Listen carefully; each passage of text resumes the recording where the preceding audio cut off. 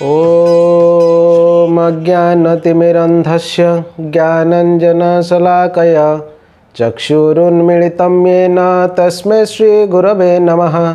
श्रीचैतन्यमनोभीष्टं स्थापितं येन भूतले स्वयं रूपकदा मह्यं ददान्ति स्वपदान्तिकं।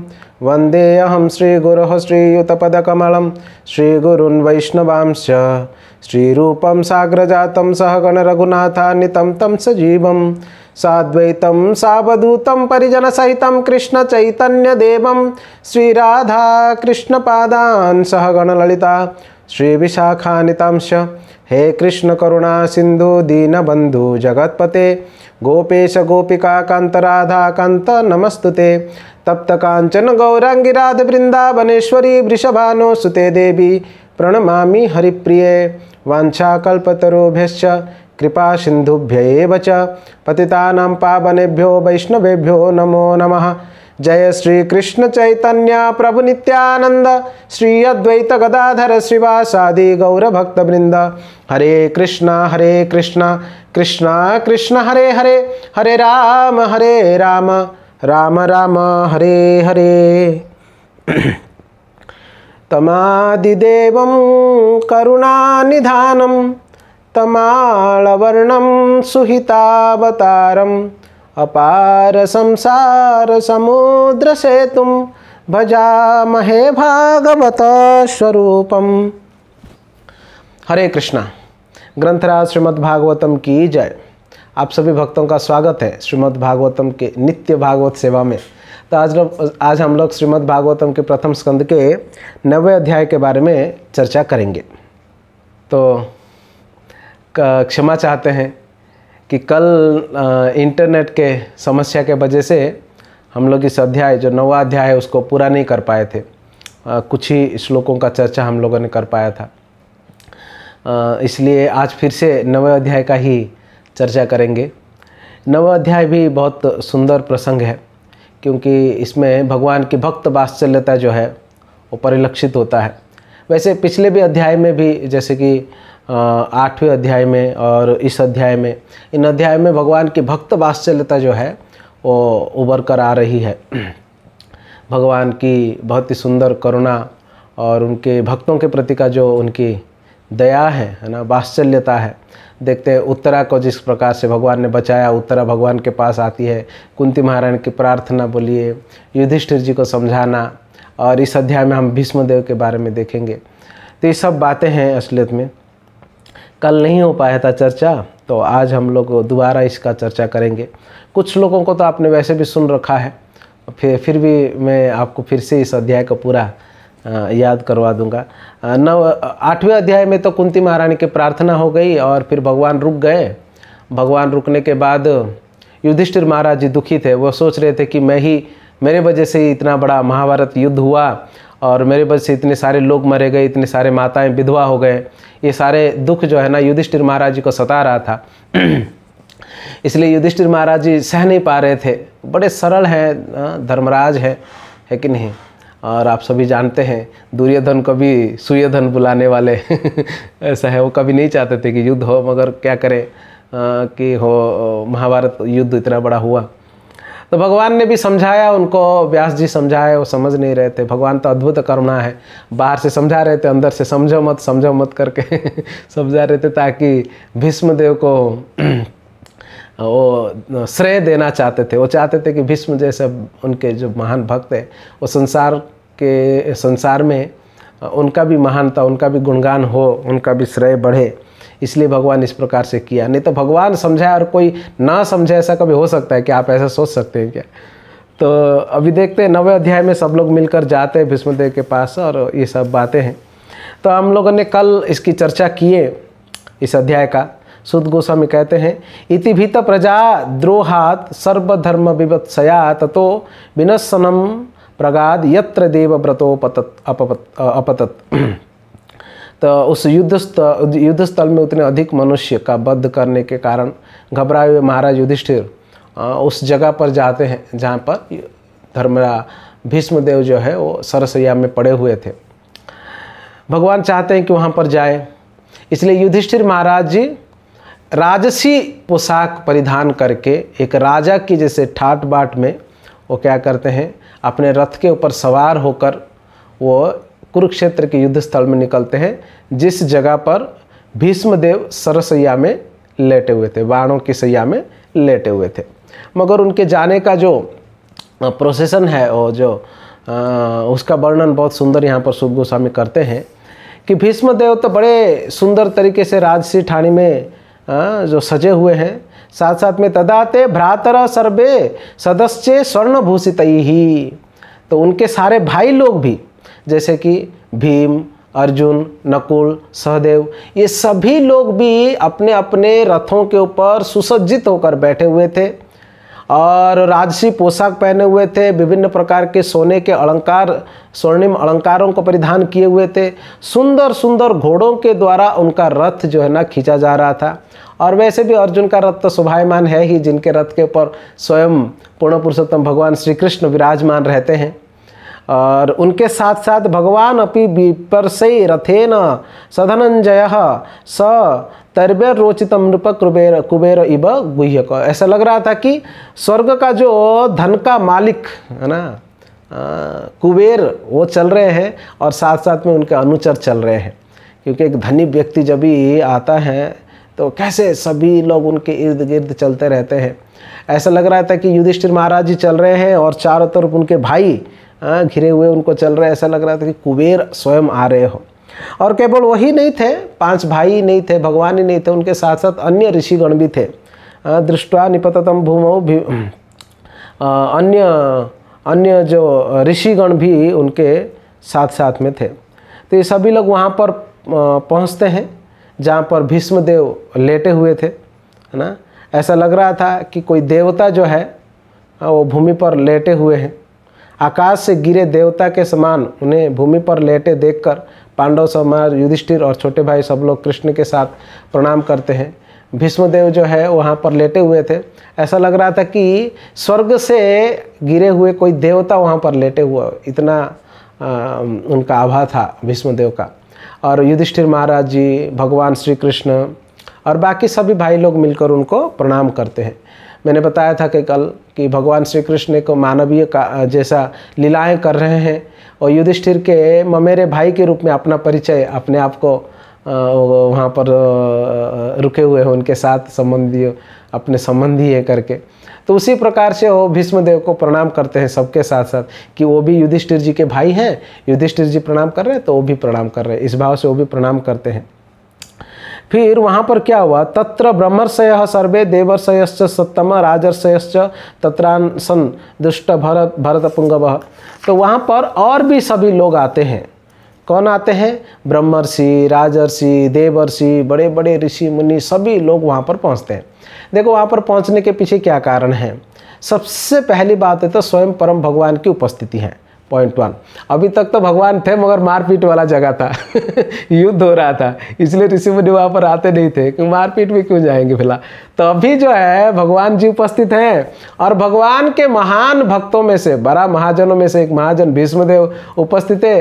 तो अभी कुछ वार्तालाप होने वाला है, कुछ चर्चा होने वाला है, कृष्ण चर्चा होने वाला है, प्रवचन देने वाले हैं भीष्मदेव और युधिष्ठिर जी को समझाने वाले हैं।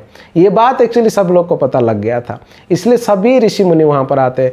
पर्वत मुनि आते हैं, नारद मुनि, धौम्य, ईश्वर, व्यासदेव जी, बृहदस्व, भरद्वाज, परशुराम, वशिष्ठ, इंद्रप्रस्थ, तैत्र, त्रित, गृत्समद, असित, कक्षिवान, गौतम, अत्रि, कौशिक, सुदर्शन, ऐसा बड़े बड़े ऋषि लोग सब लोग वहाँ पर उपस्थित होते हैं।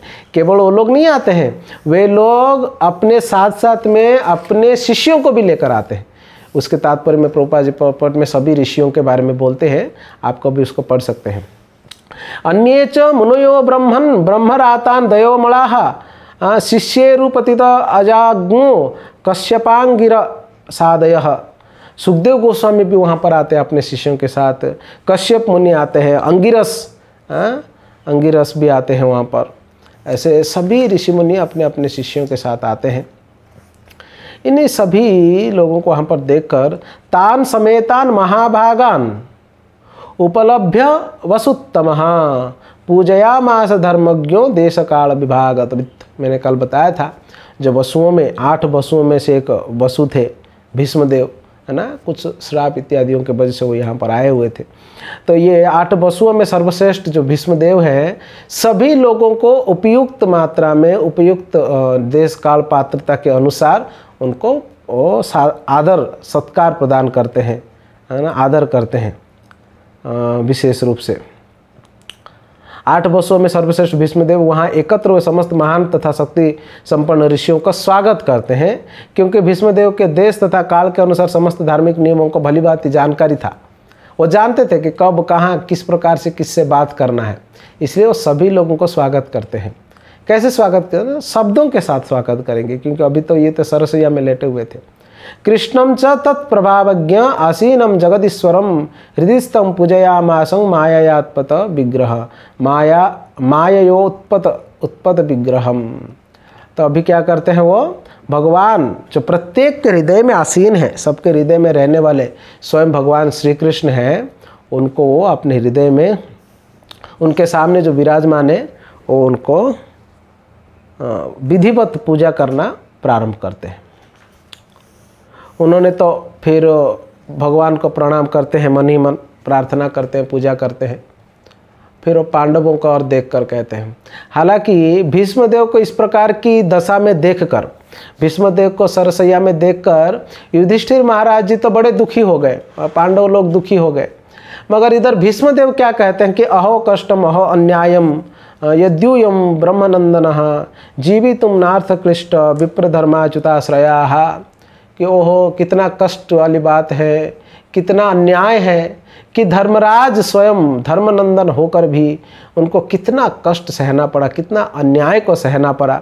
हालांकि इन लोग तो जीवित रहने के लिए भी मतलब ऐसा लग रहा था कि जीवित ही नहीं रहेंगे, फिर भी इन लोगों ने बचे, आप सभी लोग बच गए। और पांडवों को कह रहे कैसे बच गए? 3 कारणों से बच गए। आप लोग धर्म के साथ थे, आपके ऊपर कृष्ण की कृपा थी और आपके ऊपर भक्तों की कृपा थी।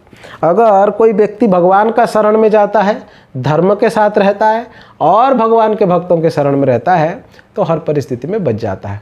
भगवान, भक्ति, धर्म मतलब भक्ति है कि नहीं? भगवान, भक्त और भक्ति, ये 3 के शरण में व्यक्ति को हमेशा रहना चाहिए।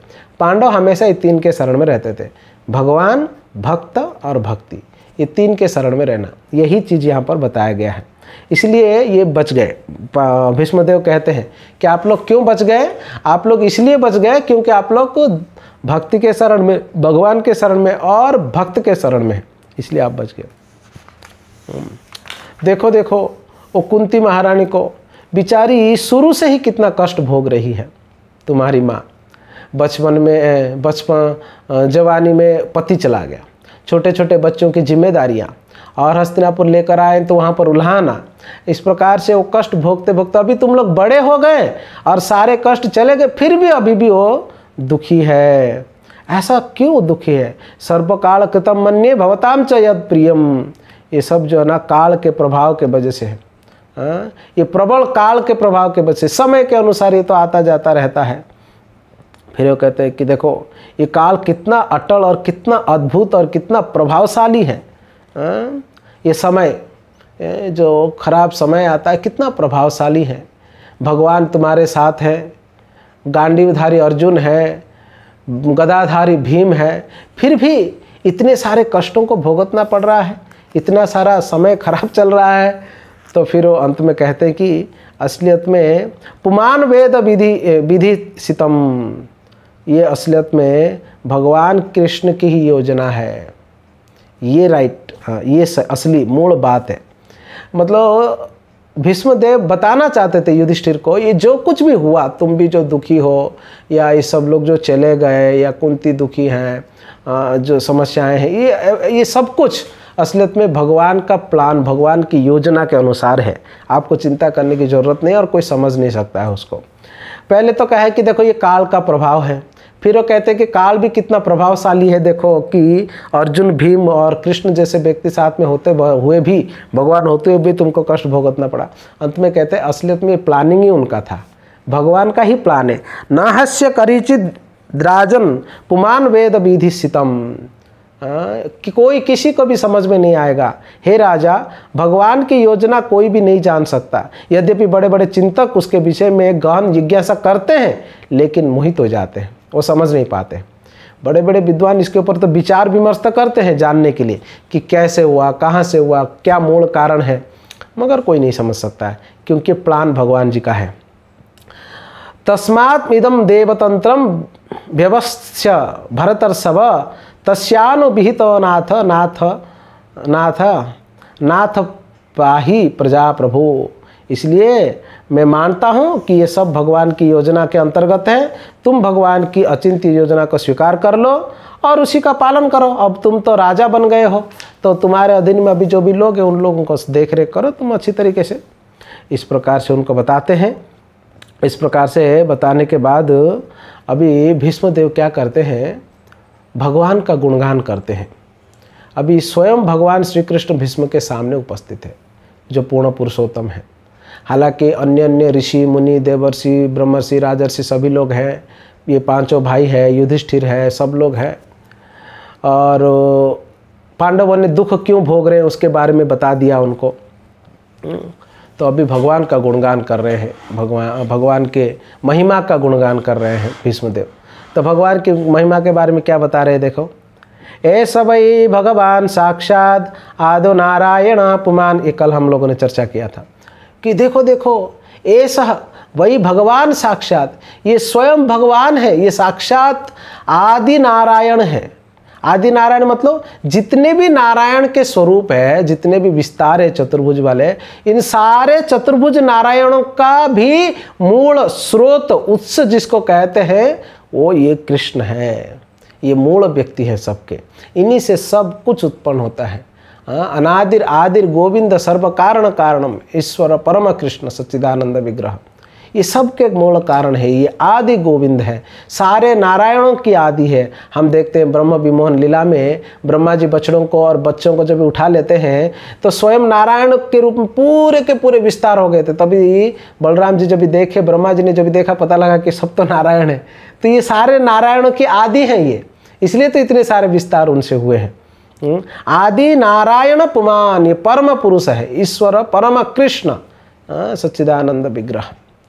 मोहयन मायया लोकम गूढ़श्चरते वृष्णिषु, ये तो अपने माया से सबको मोहित करके वृष्णि वंशियों के जैसा, आपके और हमारे रिलेटिव के जैसा यहाँ पर विचरण कर रहे हैं।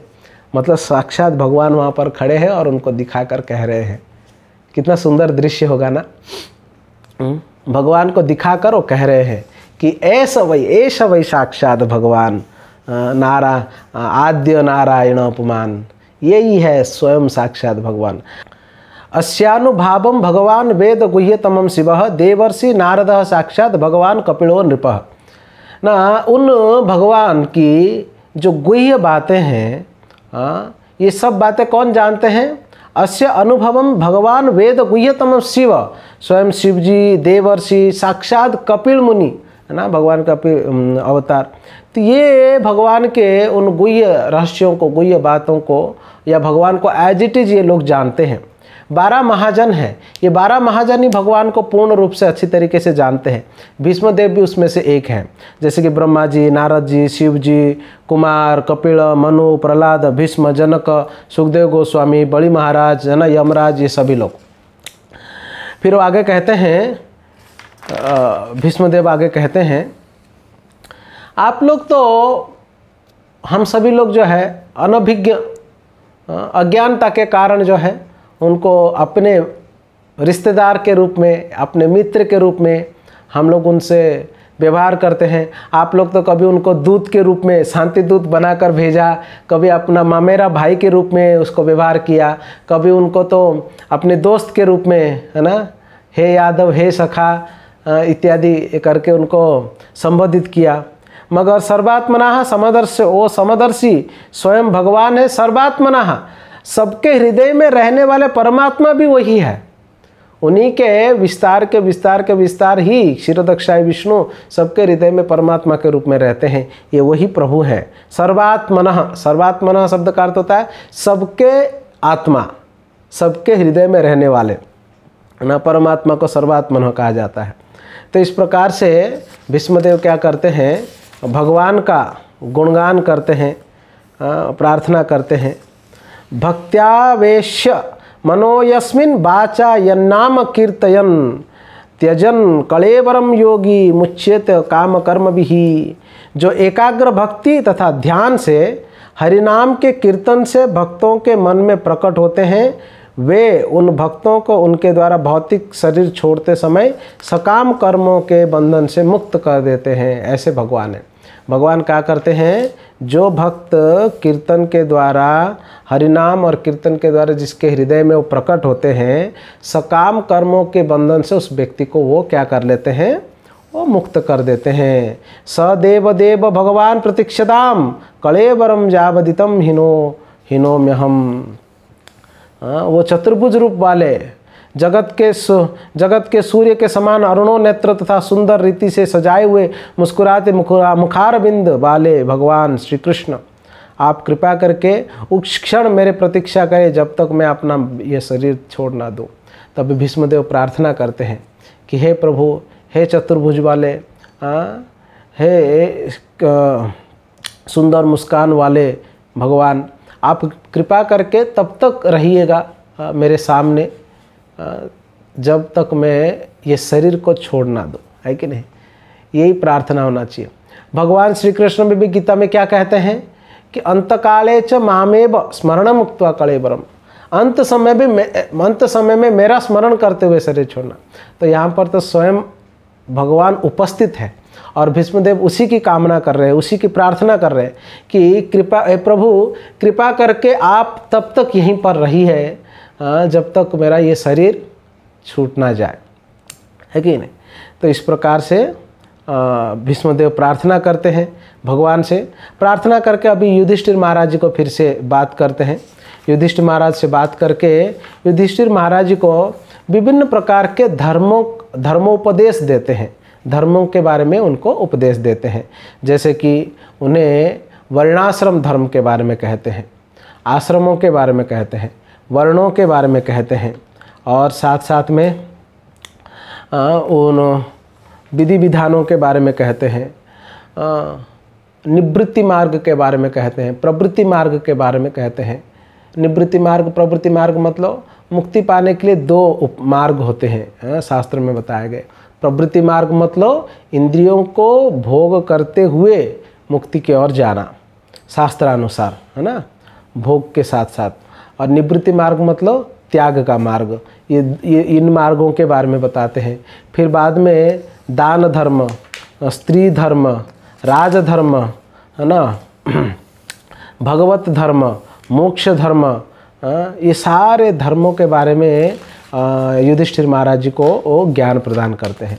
यहाँ पर तो 2-4 श्लोकों में ही बता दिया गया है, परंतु महाभारत में ये और विस्तार से वर्णन जो है वहाँ पर प्राप्त होता है। इस प्रकार इतिहास से उदाहरण देते हुए विभिन्न आश्रमों, वर्ण, वृत्तिपूर्वक कार्य, इन सब के बारे में जो है वो बताते हैं। ये सब कुछ बताने के बाद, है ना, ये सब कुछ बताने के बाद जो है अब वो क्या कह रहे हैं, तत्पश्चात वे व्यक्ति जो हजारों अर्थों से युक्त विभिन्न विषयों पर बोलते थे तथा हजारों युद्धों में लड़ चुके थे, हजारों व्यक्तियों की रक्षा कर चुके थे, उन्होंने अभी बोलना बंद कर दिया। अभी भीष्मदेव बोलना बंद कर दिए। उन्हें समस्त बंधनों से पूर्ण रूप से मुक्त होकर अन्य सभी वस्तुओं को अपना मन हटाकर अपने खुले नेत्रों को उन आदि भगवान कृष्ण पर केंद्रित किया जो उनके समक्ष खड़े थे, 4 भुजाओं वाले थे और जगमग कर रहे थे, चमचमाते हुए पीत वस्त्र को धारण किए हुए थे। अभी जो भगवान है चतुर्भुज वाले, अभी उनको ही केवल उनके आंखें उनके दिव्य स्वरूप के ऊपर टिक गया। अभी जितने भी सब सांसारिक बातें, नीति, नियम, रूल, रेगुलेशंस, शिक्षाएं, जो कुछ भी विभिन्न शिक्षाओं को जो उन्होंने प्रदान किए, उन सारे जगहों से अपने मन को हटा लिए वो, और कोई अभी चिंतन। ऐसा नहीं कि अभी युधिष्ठिर कैसे करेगा, तू राज्य कैसे संभालेगा, मुझे देखना था, मैं छोड़ के नहीं जाना था, ये सब नहीं। जो भी उनको ज्ञान देना था कर्तव्य के अनुसार भगवान उनको लेकर आए थे, वो ज्ञान प्रदान कर दिए युधिष्ठिर महाराज जी को। और ये सब हो जाने के बाद वो चुप हो गए एकदम से। और केवल चुप होना नहीं, इसको जैसे कि आप जो योगी होते हैं वो क्या करते हैं, प्रत्याहार करते हैं अपने इंद्रियों को, मन को, विभिन्न स्थानों में जो बटा हुआ मन और इंद्रियों को वो वापस ले आते, दैट इज कॉल्ड प्रत्याहार। तभी इन्होंने क्या किया, अपने मन को चारों तरफ से हटा दिया, हटा के अभी मन को एकाग्र कर लिए। और किसके ऊपर एकाग्र किए, उस परम भगवान के ऊपर एकाग्र किए जो उनके सामने साक्षात खड़े थे। साक्षात उनके सामने खड़े थे, जो प्रभु चतुर्भुज वाले पीतांबर पहने हुए, उनके ऊपर उन्होंने अपना मन को एकाग्र कर लिया और चारों तरफ से हटा दिए। हटा के विशुद्ध ध्यान द्वारा भगवान कृष्ण का दर्शन करते हुए समस्त भौतिक अशुभ अवस्थाओं के जो अपने मन को लगा के अभी वो बड़े सुंदर प्रार्थना करना प्रारंभ किए भगवान को। ये भीष्म की जो स्तुति है, भीष्मदेव की जो प्रार्थना है भगवान के लिए, ये भी बहुत सुंदर है, बहुत रोचक है ना। 2-4 बातें 11 श्लोकों में प्रार्थना किए हैं भीष्मदेव भगवान को, तो हम 2-4 श्लोक सुनते हैं और बाकी प्रार्थना आप खुद पढ़ लीजिएगा। तो क्या भीष्मदेव बोलना चाहते हैं भगवान को। भीष्म उवाच इति मतिरुपकल्पिता वितृष्णा भगवति सात्वत पुंगवे विभुन्नि स्वसुखमुपगते क्वचित् विहर्तुं प्रकृतिमुपेयुषि यद्भव प्रवाह। इति मतिरुपकल्पिता वितृष्णा भगवती सात्वते पुंगवे विभुन्नि। इसी प्रकार से मेरा मन जो है, मेरा मति को यहाँ पर प्रभुपाद जी क्या कहते हैं मालूम है, सोचना, अनुभव करना, जितने भी इच्छाएं हैं। तो भीष्मदेव कहते हैं इस प्रकार से मेरे मति यानी मेरी इच्छाएं, मेरे सोचना, मेरा जो भी अनुभव है, ये सब कुछ भगवान के चरणों में लग जाए, भगवान के स्मरण में लग जाए, भगवान के चरणों में लग जाए। कौन भगवान, जो सात्वत पुंगवे, जो भक्तों के रक्षा करता, भक्तों के स्वामी भगवान है, ऐसे भगवान के चरण कमलों में मेरा मति लग जाए। ये प्रभु जो भक्तों के स्वामी हैं, वे कभी कभी मानवीय लीलाओं को करने के लिए इस प्रकृति में प्रकट होते हैं। हालांकि ये प्रकृति उनका ही सृष्टि है, उनके द्वारा ही सृष्टि किया गया, प्रकृति में प्रकट होकर लीलाएं करने वाले उस कृष्ण सात्वत पुंगवे, सात्वत मतलब जो भक्तों के प्रभु हैं, वैसे भगवान के चरण कमलों में मेरा मति लग जाए करके प्रार्थना करते हैं। त्रिभुवन कमनम तमालवर्णम रविकर गौरवराम्बरम दधान्ने वपुरलकुकुलाभृताननाब्जं विजय सखेरतिरस्तु मेन वद्या। तो किस में मन लगे अगर और थोड़ा उसको स्पेसिफिक करने के लिए भगवान के स्वरूप का वर्णन करते हैं। अभी क्या भगवान का स्वरूप, त्रिभुवन कमनम तमाल वर्णम, और पूरे तीनों लोगों में कमनीय स्वरूप वाले, अभिष्ट स्वरूप वाले, तमाल वृक्ष के जैसा घने, है ना, भगवान कृष्ण तमाल वर्णम।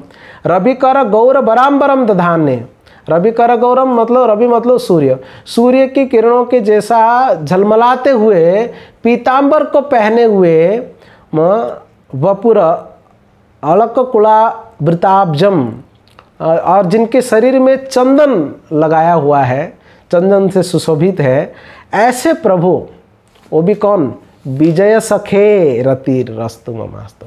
कौन से स्वरूप है तो, मगर उन्होंने नाम स्पेसिफाई किया कि विजय सखे।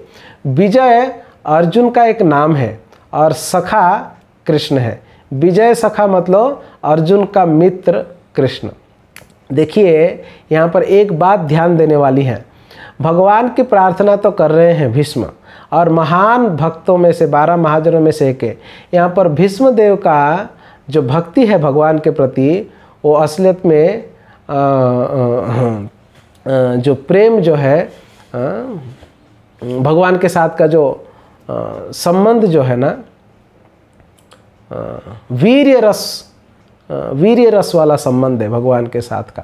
हालांकि दास्य भाव तो श्रेष्ठ है, मुख्यतः सभी संबंधों में दास्य भाव रहता ही है, सेवा करने का भाव तो रहता ही है, मगर भीष्म देव का जो भाव है वो दास्य है, परंतु वीर्य रस जो है ना उसमें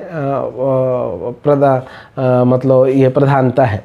वीर्य रस में आस्वादन करते हैं, भगवान के साथ संबंध रखते हैं वो। इसलिए भगवान श्री कृष्ण का जो सारथी का वेश है, अर्जुन के जो सारथी है ना, रथ चलाने वाला जो स्वरूप है भगवान का, उस स्वरूप के प्रति भीष्मदेव का बहुत आसक्ति है और बहुत प्रेम है। इसलिए आप देखेंगे उनकी पूरी प्रार्थना में वो उसी महाभारत का जो रूप है, रथ के ऊपर बैठने वाला जो रूप है, उसी रूप का वो स्मरण कर रहे हैं और वही मेरा स्मरण रहे करके बोलते भी हैं। तब देखो अभी क्लियर करते हैं। त्रिभुवन कमनम तमाल वर्णम रविकर गौर बराम्बरम दधाने बपुर कुला वृताननाब्जम विजय सखे रति। मेरा रति जो है वो विजय सख में होना चाहिए, अर्जुन की फ्रेंड है ना उसमें मेरा रति होना चाहिए। और थोड़ा आगे स्पेसिफाई करते हुए कहते हैं, युधि तुरगर जो विधूम्र विश्वक कचलुलित श्रम वारणकृतास्ये मम निशितर से विविध्यमानं त्वचि विलसत् कवचैस्तु कृष्ण आत्मा। तो युधि तुरगर जो, तो यहाँ पर भगवान का उस रूप का फिर से वर्णन करते हैं, भगवान की सुंदरता का, कि युद्ध भूमि में घोड़ों के पैरों से उठने वाले धूल से पूरा सने हुए प्रभु है ना, धूल पूरा शरीर में धूल धूसरित हो चुके हैं और उनके मुखमंडल में पसीना छूट रहे हैं है ना, और बूंदे बूंदे पूरा मुख में, और मेरे तीक्ष्ण बाणों से मम निश्चित शरीर विविध्यमानम, मेरे तीक्ष्ण नुकीले बाणों से शरीर में घाव लगा हुआ है तो खून बह रहा है। इस प्रकार से मेरे मन को आकृष्ट करने वाले भगवान कृष्ण के प्रति मेरा मन लगा रहे, ऐसा बोलते हैं।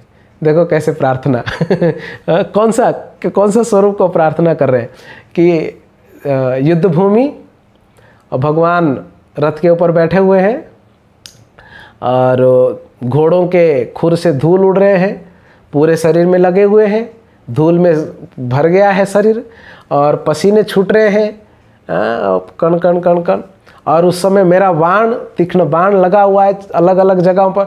हालांकि वो तो अर्जुन को भेज रहे थे, मगर बीच बीच में सारथी को भी लगता है ना बाण, क्योंकि अर्जुन को रोकने के चक्कर में इनको भी बाण लग जाता था और उसमें से खून चू रहा था। तो ऐसा स्वरूप, दिव्य स्वरूप को प्रार्थना कर रहे हैं। सपदि सखी बचो निशिम्य मध्ये निज परयोर बलयोरथम निवेश्य स्थितवती परसैनिकायुरक्ष्णा ऋतवती पार्थ सखे रतिर्ममास्तु हृदवती पार्थ सखे रतिर्ममास्तु। पार्थ सखा, पार्थ अर्जुन, सखा कृष्ण, पार्थ सखा रतिर्ममास्तु। मेरा रति, मेरा प्रेम जो है उस पार्थ के फ्रेंड के प्रति, पार्थ के सखा के प्रति, कृष्ण के प्रति, मतलब उसी स्वरूप को जो है वो प्रार्थना कर रहे हैं। सपदी सखी बच्चे निशम्य मध्य, अपने सखा के बोलने के वजह से दोनों सेनाओं के बीच में रथ को लेकर रखा था। अर्जुन बोला था ना, सेनयोर उभयोर मध्य रथम स्थापय मैं अच्युत, है ना, मैं देखना चाहता हूँ कि युद्ध करने के लिए कौन आया है मेरे साथ, इसलिए दोनों सेनाओं के बीच में रथ को लेकर रखो। तो अर्जुन क्या करते हैं, सेनयोर उभयोर मध्य रथम स्थापय मैं अच्युत, जब भी कहे तो उन्होंने दोनों सेनाओं के बीच में रथ को लेकर रखे। खाली रखे नहीं, निज परयोर बलये रथ निवस्य स्थितवती परसैर सैनिकायुरक्ष्णा, उन्होंने दोनों सेनाओं के बीच में रखे और अपने शत्रु पक्षियों के ऊपर कृपा दृष्टि डालकर सबके आयु को हर लिया था आपने। ऐसे भगवान पार्थ सखा, अर्जुन के मित्र, जो अपने शत्रुओं को देखकर ही उनके आयु हर लिए थे, ऐसे प्रभु को मेरा मति लगे रहे, ऐसा कहते हैं। व्यवहित प्रीतना मुख निरक्ष स्वजनपदाद्विमुखस्य दोष बुद्ध्या कुमतिमहरदात्मविद्ययास्य शरणरति परस्य तस्य मेस्तु। फिर जब युद्धभूमि में अर्जुन ने अपने समस्त सैनिकों तथा सेनापतियों को देखकर अज्ञान में चला गया, मैं युद्ध करूं नहीं करूंगा करके, तो तभी उन्होंने ज्ञान प्रदान किया उनको, अर्जुन को, और ज्ञान प्रदान करके उनको फिर से युद्ध करने के लिए तैयार किया, उनके अज्ञानता को नष्ट किया। इस प्रकार के जो भगवान कृष्ण हैं उनकी चरण कमलों में मेरा मति लगे रहे।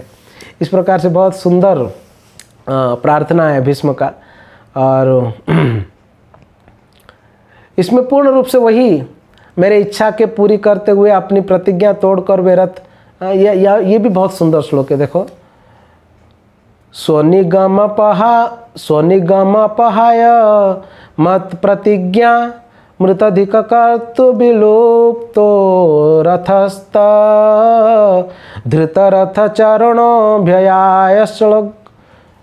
भयाश्च लग्धो हरिरिवहन्तु विवन्त गतो तरीय। स्वनिगम अपहाय मत प्रतिज्ञा, मेरे प्रतिज्ञा को रक्षा करने के लिए अपने प्रतिज्ञा को तोड़ दिया उन्होंने, अपने वचनों को तोड़ दिया। और वचनों को तोड़ के उन्होंने क्या किया, वो रथ से नीचे उतर गए और नीचे उतरकर रथ के पहिया को उठा लिया मुझे मारने के लिए, और ऐसे दौड़े मुझे मारने के लिए कि उनको ध्यान भी नहीं कि उनके उपवस्त्र, उनके जो अंगवस्त्र है भगवान का, वो नीचे वहाँ पर गिर गया था, और उतना तक भी उन्होंने ध्यान नहीं रखा। वो मेरे ऊपर ऐसे आ रहे थे मुझे मारने के लिए। ऐसा लग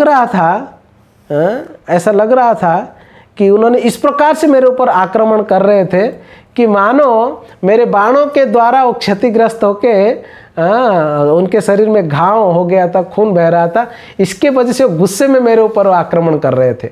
दिख ऐसा रहा था, है ना, जो देखने वाले लोगों को ऐसा लग रहा था कि इतना बाण मारे भीष्म ने कि कृष्ण को गुस्सा आया और कृष्ण उतर के रथ का पहिया उठा दिए। मगर उसके पीछे कारण ये था, मेरा वचन रक्षा करना चाहते थे। मैंने वचन ले लिया था कि मैं कृष्ण का अस्त्र पकड़वा के रहूँगा करके, तो आप मेरे वचनों को रक्षा करने के लिए अपने वचनों को तोड़ दिए कि अस्त्र नहीं उठाना है करके। उन्होंने जो वचन दिया था कि मैं युद्ध भूमि में अस्त्र नहीं उठाऊंगा, वो अपने वचन को तोड़कर उन्होंने अस्त्र उठा लिया। विजय रथ कुटुंब आतत्रे हृतय रश्मिनी तच्छिन्न क्षणीये भगवती रतिरस्तु में मुमुक्षो यर्मिह निरीक्ष्य यथा गता स्वरूपम। मृत्यु की क्षण में मेरा परम आकर्षण भगवान श्री कृष्ण के प्रति हो।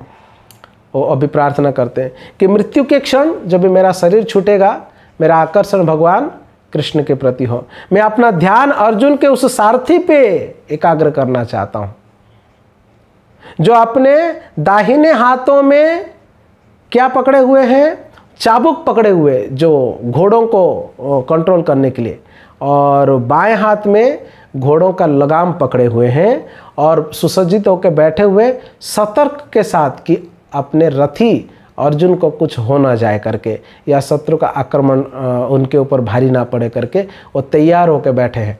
ऐसे भगवान मेरे हृदय में बसे और मैं उनका स्मरण करते करते मेरा स्वरूप, मेरा ये प्राण छूटे, ये प्रार्थना करते हैं भीष्मदेव। इस प्रकार से भीष्मदेव का बड़ा सुंदर प्रार्थना।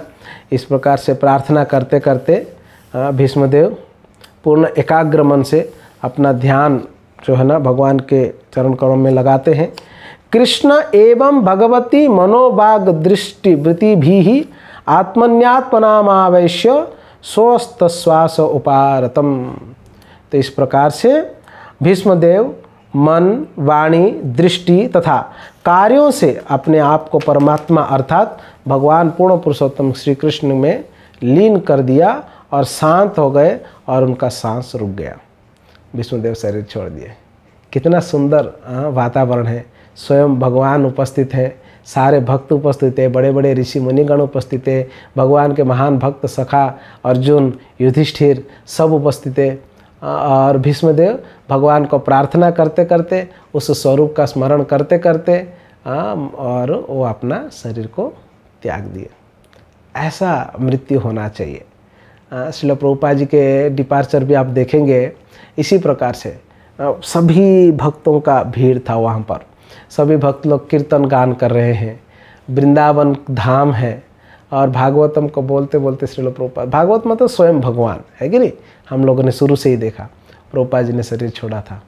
ऐसा मृत्यु मतलब ऐसा ग्लोरियस होना चाहिए, ऐसा दिव्य, ऐसा महिमा मंडित होना चाहिए शरीर छोड़ना है तो।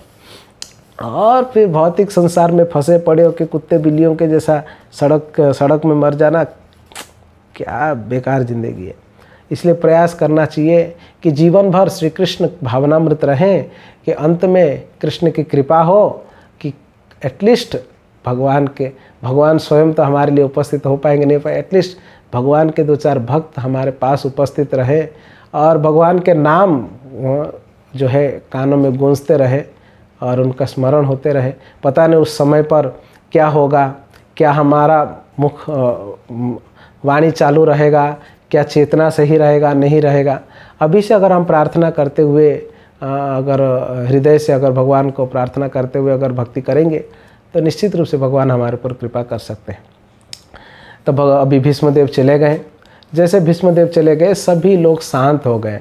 ऐसा बताते हैं सूत गोस्वामी कि मानो जब रात्रि हो जाने से सारे पक्षी शांत हो जाते हैं, ठीक उसी प्रकार से भीष्मदेव चले जाने पर सभी लोग शांत हो गए।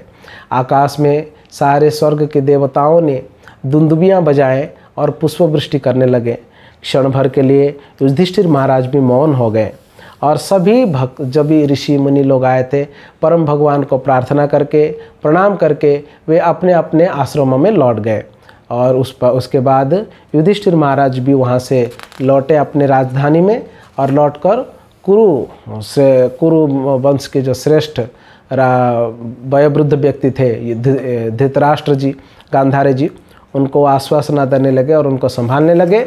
और जो कुछ भी उनके पितामह ने उनको बताया था, भगवान कृष्ण ने जो कुछ भी बताया था, उन सारे नियमों के अनुसार युधिष्ठिर महाराज जो है अपना राज्य को संभालने लगे। पित्रा चानो मतो राजा वासुदेवानुमोदितः चकार राज्यम धर्मेण पितृपितामहं विभोः। तत्पश्चात परम धर्मात्मा महाराज युधिष्ठिर ने अपने ताऊ तथा प्रतिपादित तथा भगवान श्री कृष्ण द्वारा अनुमोदित राज नियमों के अनुसार वो अपना साम्राज्य को संचालन करने लगे। इस प्रकार से ये जो अध्याय क्रमांक 9, जिसमें भगवान की उपस्थिति में भीष्म का शरीर त्यागना, ये यहाँ पर पूर्ण होता है। तो कल हम लोग अध्याय क्रमांक 10 का चर्चा करेंगे और अध्याय क्रमांक 10 में भगवान श्री कृष्ण अपने द्वारका को वापस जाते हैं। पहले ट्राई किए थे, गए नहीं थे, कुंती महारानी ने रोक दिया था। अभी भीष्मदेव चले गए, सब कुछ हो गया, युधिष्ठिर संभालने लगे राज्य को, तो अभी भगवान जाने लगेंगे। तो कल हम इसका चर्चा करेंगे। धन्यवाद सभी भक्तों का। हरे कृष्णा। ग्रंथराज श्रीमद् भागवतम की जय। श्रील प्रभुपाद की जय। निताय गौर प्रेमानंदे।